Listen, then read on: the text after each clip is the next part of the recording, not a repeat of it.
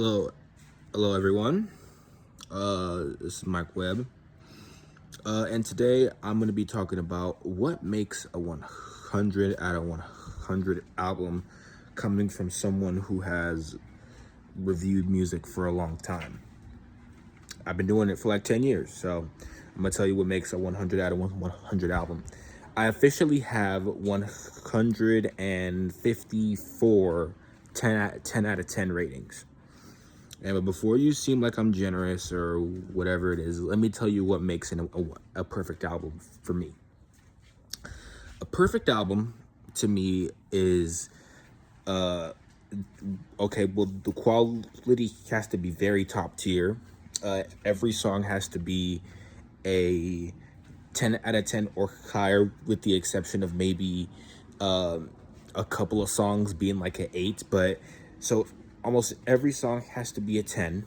So every song can be a 10, or like almost every song has to be a 10, and there can't be a single song lower than a 7 out of 10. If there's a single song lower than like a 7 or like an 8, actually no, if there's a song lower than a 6 out of 10, then I'm not giving it the 10 out of 10 rating. I'll give it the 9 out of 10 rating. But what I think makes a 10 out of 10 album mainly comes down to maybe personal experience.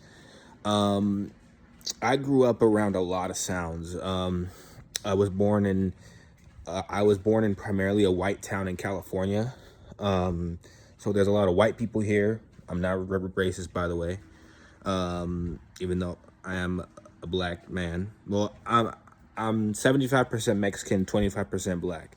My mom is full Mexican, and my dad is half Mexican, half black.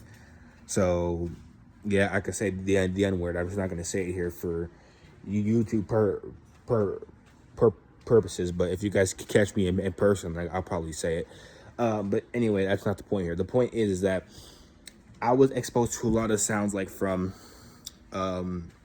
rock to trap music to hip hop to boom bap to I was raised in South Long Beach for a little bit, that's where I lived for a little bit. So I got familiar with kind of like the West Coast type of bouncy sound. I don't really like it that much, but I know enough to like be like, okay, that's good, and okay, that's bad.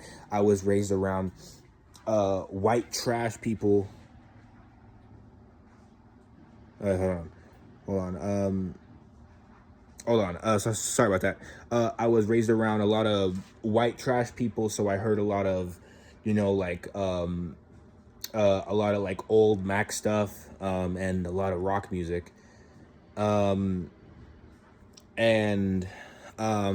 yeah. So a lot of and then I also grew up. I also lived with my grandpa in North Long Beach. He lived in North Long Beach for a while before he moved to Nevada, and then he was primarily like a Marvin Gaye type of guy, a jazz type of guy. So I grew up around the Miles Davises, the Marvin Gayes, the Stevie Wonders. I think "As" is my top 10 most played songs of all time. It was a literal ritual for me and my family to get up and to literally get up and play "As" like first thing in the morning by Stevie Wonder off of Songs in the Key of Life. That's a really great album that I was exposed to at a young age. So I guess what I'm saying all this is to say that I'm saying all of this to say this.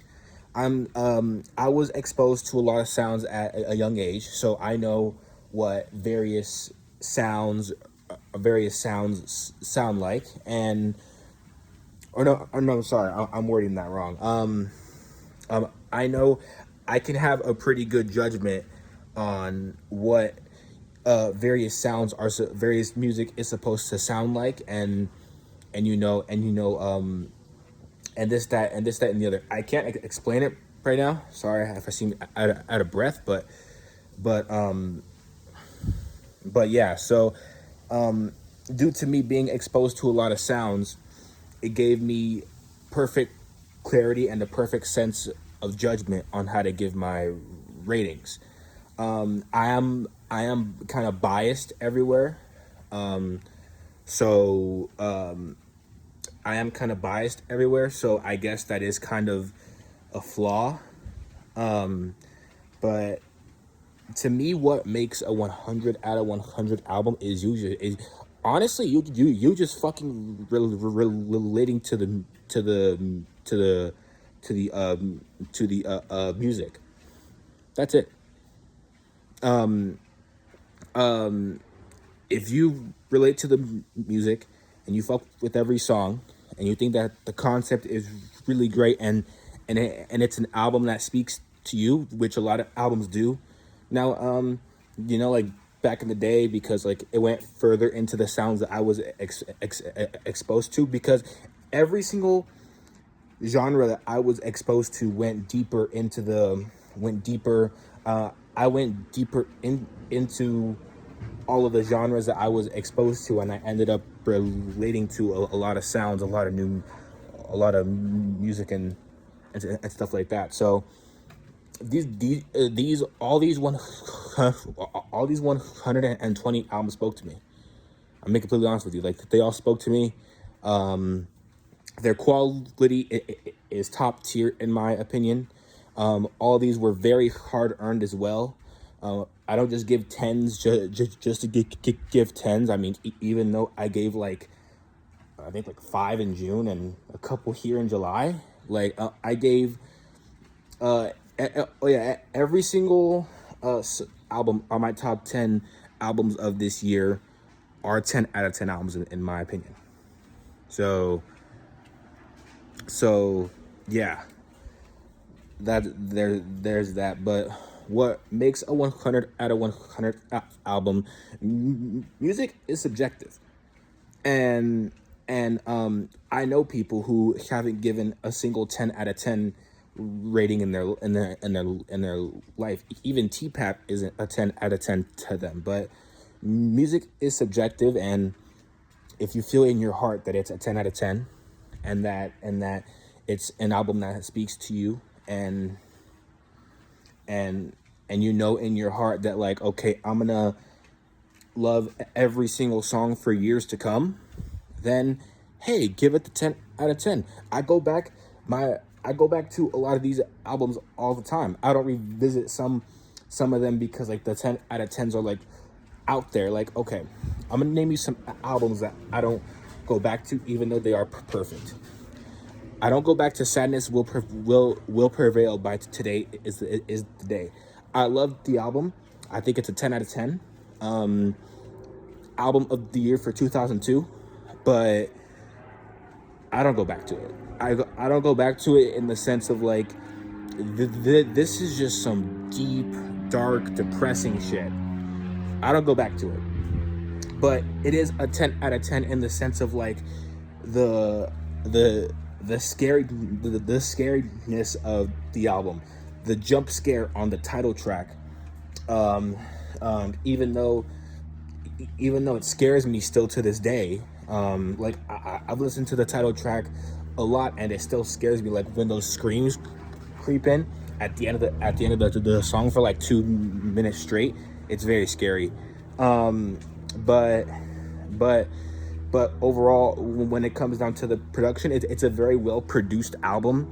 When you're getting songs like Never Answered the Phone, I love that song, even though it is 23 minutes long. If there's a song that if there's a couple of songs that I do go back to, is maybe I Live to See You Smile, and Never Answered the Phone. But those are just 2 instrumental tracks. But I can't go back to a song like The Descent or The Nailing anymore. Those are just some really sad, bottom of the barrel, I've hit rock bottom songs. Very sad music. It's 30 songs, a double album, 2 hours and 25 minutes of runtime. But yeah, I don't go back to it. Still a 10 out of 10 in my books. Yeah. Okay, another album that I don't go back to, but I do think is a 10 out of 10 is, well, let me see. Another album that I do think is a 10 out of 10 is The Money Store by Death Grips. I love the Money Store. I still go back to it here from time to time, but at the same time, like, you can't play the Money Store on a date. You can't play the Money Store in your headphones at the grocery store. In my opinion, you can't. This is just a very brash, in your face. Like, you can't play this at Thanksgiving dinner. This is like a for you type of listen. Like like if you love the Money Store, like if I was alone in my car, I'd probably bump it. But I don't play it when there's people around. I mean, if they want to hear Death Grips, then hey, bro, like I'm all for it. Like, I'm all for jamming out to I've Seen Footage and Double Helix and Get Got and all those and all of those other songs. I'm all I'm all for it, but at the same time, like if my little twin cousins are in the car, I'm not trying to have them hear. I'm not trying to have them hear chaotic production on a song like "Fuck That." So I'm not saying fuck that to the album. I'm saying fuck that the song on the Money Store. So even though I don't go back to all of my 10 out of 10s, these two albums are albums that spoke to me, that are high quality, that are that are really good in their respective fields, and and um and that cater to a specific fan base, and and and I think that my versatility, if you have any, I think that my versatility and all that really kind of kind of boosted about how much I adore these albums. But at the same time, like I've given a lot of sad albums like a 10 out of 10, but I will make a video about that, as to why I don't really play sad music anymore. Actually, I'm gonna go film that after I'm done filming this video. But yeah, man, a 10. But to sum it up, a ten out of 10 to me is an album that speaks to you, and an album that you can relate to on a personal level. Um, and if and then if the music is high quality, if it's if you think it's an album that is admirable, that should be put in lists somewhere, then hey, give it the 10 out of 10. But yeah, sorry for me rambling in this video. I hope this all made sense. But yeah, but anyway, guys, I'm gonna go film another video, and then more videos coming soon. Follow me on album of the year if you guys want my list there. And yeah, guys, it's been real.